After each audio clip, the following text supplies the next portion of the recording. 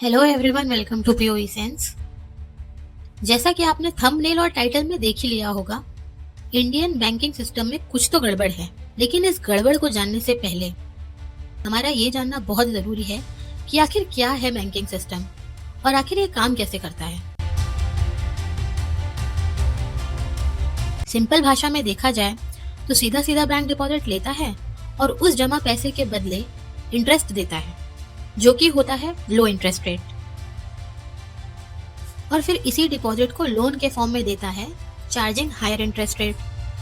तो ये जो हायर और लोअर इंटरेस्ट रेट का डिफरेंस निकल के आएगा, इसी को कहते हैं प्रॉफिट। अब आप सोच रहे होंगे कि ये चीज इकोनॉमिक ग्रोथ के लिए कैसे हेल्पफुल है। आखिर क्यों कहते हैं कि banking system is the strong pillar of a countries economic growth. तो जिसके पास पैसा है और चाहे वो किसी भी रीजन से सिक्योरिटी, सेविंग करने के लिए एटसेट्रा, किसी भी XYZ रीजन से बैंक में पैसे जमा करता है और बैंक इस डिपॉजिट को नीडफुल तक पहुंचाती है, जैसे agriculture, MSME, SHG, education, home loan, vehicle loan के फॉर्म में। तो इससे क्या है, मनी सर्कुलेट होता है इकोनॉमी में और इकोनॉमिक ग्रोथ को बढ़ावा मिलता है। तो आम जनता का भी बैंकिंग सिस्टम के थ्रू इकोनॉमिक ग्रोथ में बहुत बड़ा योगदान है।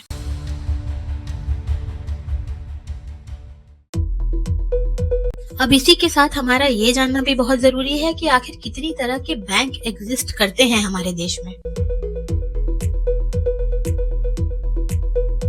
तो मोटे मोटे तौर पे देखा जाए तो सबसे पहले तो आता है हमारे देश का central bank, the regulator, the boss, reserve bank of India, with head office in आमची, मुंबई।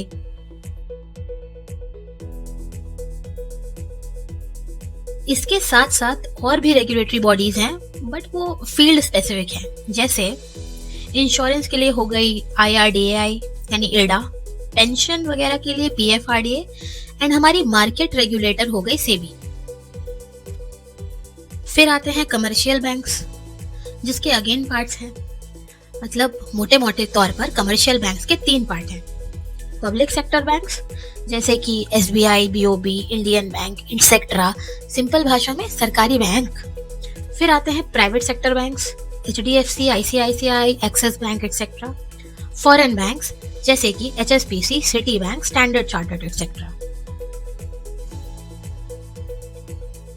थर्ड पे आते हैं rural banks, then cooperative banks, small finance banks, payment banks, specialized banks and local area banks.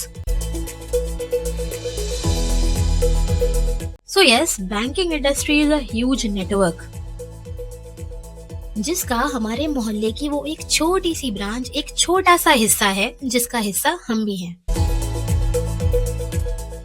तो ये तो हमने मोटे मोटे तौर पर जान लिया बैंकिंग सिस्टम के बारे में। अब आते हैं हमारे इस वीडियो के असल मुद्दे पर। इंडियन बैंकिंग सिस्टम में आखिर गड़बड़ है क्या? And that's none other than huge work stress on bank employees, जिसकी वजह से बैंकिंग एम्प्लॉयज की अननेचुरल डेथ और सुसाइड बढ़ गया है।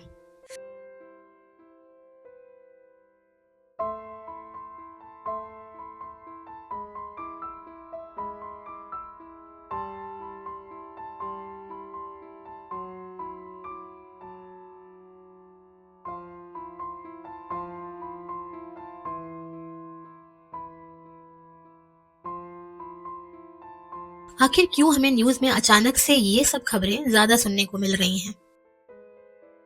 क्या सच में वर्क स्ट्रेस इतना ज्यादा हो चुका है कि बैंक एम्प्लॉयज सुसाइड करने पे मजबूर हो गए हैं? क्योंकि खुद की जान ले लेना तो बहुत ही बड़ा डिसीजन होता है और हम सब इस बात को इतनी आसानी से इग्नोर कर दे रहे हैं।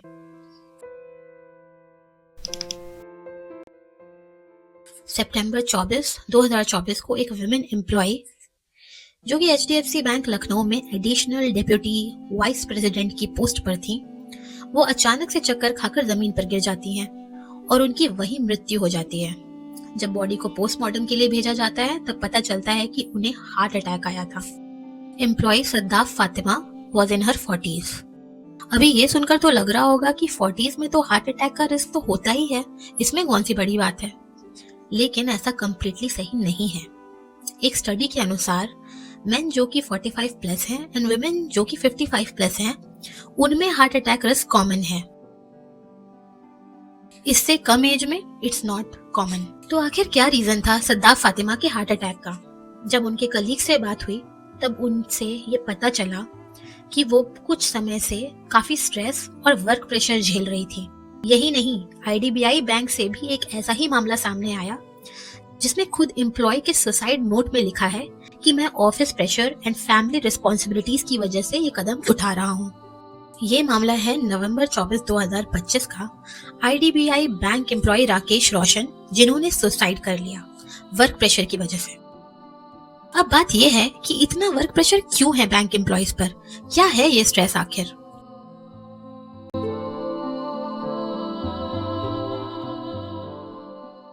देखिए, अगर सबसे पहले हम बात करें तो आज हमारे भारत देश में 140 करोड़ की आबादी है। 140 करोड़ की आबादी में से 126 करोड़ लोग कैसे न कैसे बैंक से जुड़े हुए हैं, जिनके लिए काम करने वाले बैंक एम्प्लॉयज की संख्या है केवल 18 लाख के करीब। ये अंतर इतना बड़ा है कि सोचिए 700 लोगों पर एक एम्प्लॉय है। 700 लोग। इसे ऐसे सोचकर देखिए कि अगर हमें एक को अगर 700 लोगों का काम करने को दे दिया जाए, 700 क्या हमें 200 लोगों का भी काम मिल जाए तो? इसी तरह अनरियलिस्टिक डिफिकल्ट टारगेट्स जैसे कि डिपॉजिट बढ़ाना, लोन के टारगेट्स, थर्ड पार्टी प्रोडक्ट्स जैसे कि इंश्योरेंस वगैरह का काम भी बैंक एम्प्लॉयज पर लादना उन्हें बर्नआउट कर रहा है। बैंक एम्प्लॉयज को अक्सर ऑफिस आवर्स के बाद तक बैंक में रहकर ये सारे टारगेट्स पूरे करने होते हैं, जो कहीं ना कहीं उनकी फैमिली रिस्पॉन्सिबिलिटीज को भी अफेक्ट करता है, जिसका उनके दिमाग में अलग प्रेशर क्रिएट होता है। कभी कभी तो कुछ ऐसे कस्टमर्स से भी डील करना पड़ता है जो ढीठ बने में रहते हैं। इसके अलावा फ्रॉड, रॉबरी, एक्यूरेसी का प्रेशर, कैश हैंडलिंग रिस्क, ये सब भी होता है। अगर एक कैशियर से कैश ऊपर नीचे हो जाए तो इसकी पूरी जवाबदेही कैशियर की होती है। मान लो कैशियर के पास से किसी को पैसा ज्यादा चला जाए, मान लो गलती से, तो शाम में कैशियर को अपनी जेब से वो पैसा भरना होता है। ऊपर से मैनेजमेंट का बहुत ज्यादा सपोर्ट नहीं होता, और इससे भी ज्यादा बड़ा डर कि अगर मन का काम नहीं हुआ तो सीधा ट्रांसफर ऑर्डर आ जाता है। बस यही सब वजह है कि बैंक एम्प्लॉयज डर की वजह से काम का प्रेशर अपने सर पर लिए चल रहे हैं and the work culture is becoming toxic. एक पहले का समय था जब बैंक में नौकरी करना या लगना बहुत रिस्पेक्टफुल और बड़ी बात मानी जाती थी। वहीं आज का टाइम है, लोग बैंक की नौकरी से भाग रहे हैं, उसे एज अ लास्ट ऑप्शन देख रहे हैं।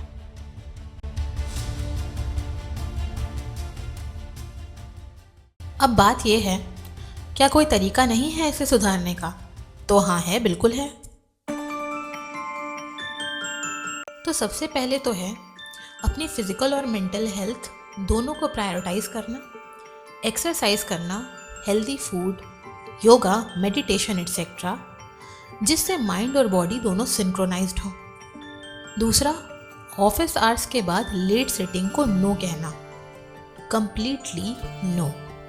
Family is priority after work.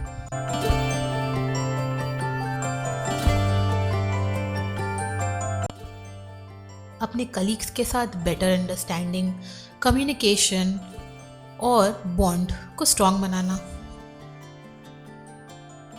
Over thinking से दूर रहना। हाई इम्पैक्ट टास्क पे फोकस करना और बड़े टास्क को छोटे छोटे टास्क में तोड़कर उन्हें पूरा करना। पॉजिटिव सेल्फ टॉक की आदत बनाना, क्योंकि माइंडसेट मैटर्स। और ये स्टेप सिर्फ बैंक एम्प्लॉयज़ नहीं, हर एम्प्लॉय के लिए ज़रूरी है। लेकिन ये तो रही इंडिविजुअल लेवल की बात कि क्या किया जा सकता है, पर ताली एक हाथ से नहीं बजती। ना ताली, ना ही हाई फाइव। एक हाथ से सिर्फ टाटा बाय बाय हो सकता है उम्मीदों का।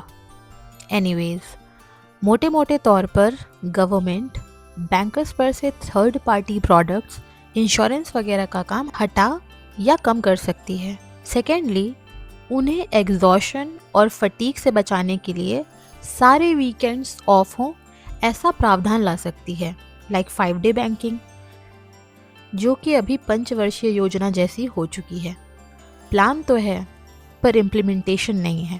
Third, office work hours define कर सकती है, like fix working hours, no deadlines और कॉल्स आफ्टर दैट। ये कुछ चीज़ें हैं जो मेरी समझ से हो सकती हैं। बाकी अगर आपके पास भी कोई सजेशन हो तो कमेंट सेक्शन में ज़रूर बताइएगा। और वीडियो को एंड करते हुए मैं ये बात कहना चाहूँगी, हमें ये बात पता होनी चाहिए कि हमारे देश के कैपेबल यूथ को एम्प्लॉयमेंट प्रोवाइड करने का एक ज़रिया बैंक भी है, जो कि टैलेंट को यूटिलाइज करके देश की इकोनॉमी को और ऊंचाइयों पर ले जा सकता है। देश में लाखों बच्चे अपनी आंखों में सपने लिए हर साल बैंक एग्ज़ाम का फॉर्म भरते हैं मात्र कुछ चंद सीटों के लिए। तो ये और भी ज़रूरी हो जाता है कि बैंक के वर्किंग कल्चर को स्ट्रेस फ्री बनाया जाए, ताकि जो भी बैंक में जॉब करने का सपना लेकर आए उसके अंदर डर नहीं, आशा हो। आशा अच्छी सर्विस देने की, आशा अपने देश और देश की अर्थव्यवस्था को और बुलंदियों तक पहुंचाने की, कुछ कर गुजरने की। जय हिंद।